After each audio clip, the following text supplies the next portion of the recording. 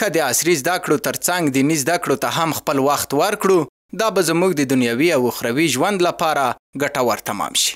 نداء القرآن مدرسه چې د کابل ښار په خیرخانه سیمه کې موقعیت لري، زیات شمیر نارینه او ښځینه زده کوونکو ته د قرآن کریم د حفظ ترڅنګ د نورو دینی کتابونو تدریس هم ورکول کیږي. ما در حدود 28 نفر لیلیه داریم، دارالحفاظ است، طبقه ذکور، و در حدود 270 نفر طبقه اوناس داریم از صنف 7 الی 12 و طبقه ذکور در رسمیات ما یک صنف 12 داریم و 3 صنف دیگه صنف اول و 2 و 3 داریم. سهولت هایی که در مدرسه نداء القرآن است الحمدلله نسبت به اکثر مدارسی که هست موفق است، چون که از لحاظ طعام، جای و امثال از دیگه امکاناتی که هست نسبت به اکثر مدارس اینجا سهولت های زیادتر است و تمامی سهولت ها و تمویلی که می شود از طریق آقای صاحب جان آقا است که اونا یک مارکت خودم وقف کردیم به این مدرسه دیگه. الحمدلله ما به هیچ مشکلی بر نخوردیم در طول وقت. امکاناتش چیزی که باید باشه است انشاءالله.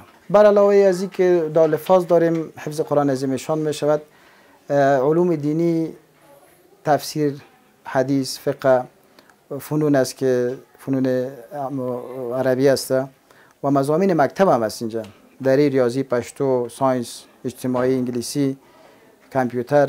این مضامین هم ما با شاگردای رسمی خود درس میدیم و تدریس میکنیم. خواست ما از والدین محترم همی است که توجه بیشتر درباره اطفال خود داشته باشند و اینا را اول بخوان که به خواست رب العالمین قرآن خوان بسازندشان. وقتی که یک طفل مسلمان قرآن خوان، باز الحمدلله که ذهن عزیز باز می شود در هر رشته‌ای که برود، اگر دکتر شود، اگر انجینر شود، هر کسب و کاری که بکند، اول مسئولیت ما همی است که به اولاد خود دین یاد بتیم و قرآن یاد بتیم. د نوموړې مدرسې د ښوونکو په خبره چې زموږ زده کوونکي په خپلو زده کړو کې زیات زیار باسي. هغه وایي چې د یو زده کوونکي لپاره دیني او عصري زده کړې ډېرې ګټورې دي. الحمدلله شاگردای جا بسیار به یک شوق علاقه خاص کلام رب العالمین حفظ می نمایند. به مو مقصد و مرامی که ما باید در آینده خادم دین الله و شریعت محمد صلی الله علیه وسلم شویم.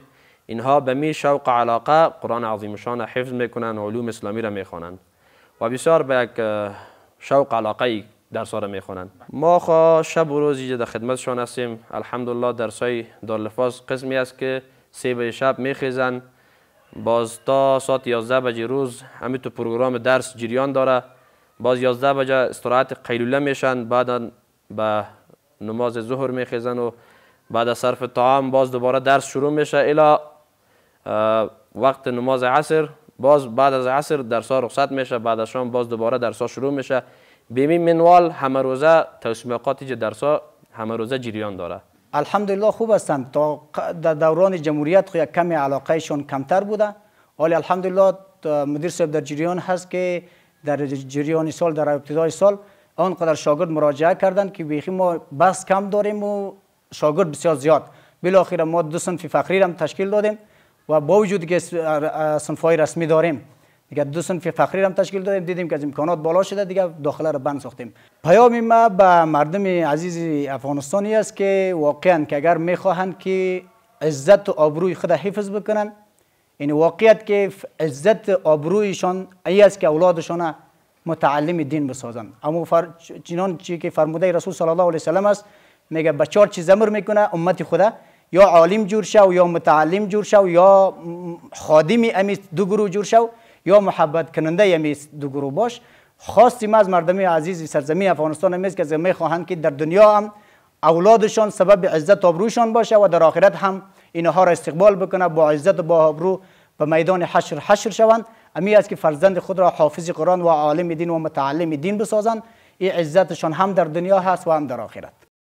همدارنګه د یاد مدرسې زده کوونکي له خپلو مسؤلینو څخه خوښي څرګندوي او وایي چې د زده کړو لپاره یې ښه زمینه ورته برابره کړې ده. الحمدلله شکر که خیلی ما زحمت میکشیم چون که کلام الله را حفظ کنیم و به دیگران برسونیم. قاری شویم خداوند خیرش بده که بسیار سرما زحمت میکشد. بهترین سهولت ها برای ما فراهم است، از نانش گرفتگی، آبش، تفریش، همه چیز برای ما فراهم است. پیام از جوان‌ها همیست، بخصوص به جوان‌ها به همگی میگیم و مخصوصا به جوان‌ها که همیست که از گیم زدن پابجی و هر نوع گیم های دیگر لطفاً خود را جلوگیری کنند. درسای ما الحمدلله شکر خوبش میره و خودم هم کوشش میکنیم. استاد محترم ما خداوند عمر طولانی نصیبش بگردانه، بالای ما زیاد کوشش میکنه و خداوند خیرش بده.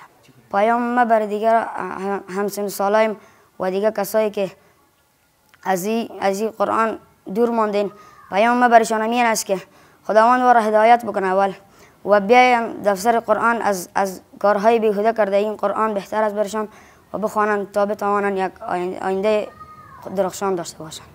په نداء القرآن مدرسه کې زده کوونکو ته د دیني زده کړو ترڅنګ د ښوونځي مضمونونه هم تدریس کیږي.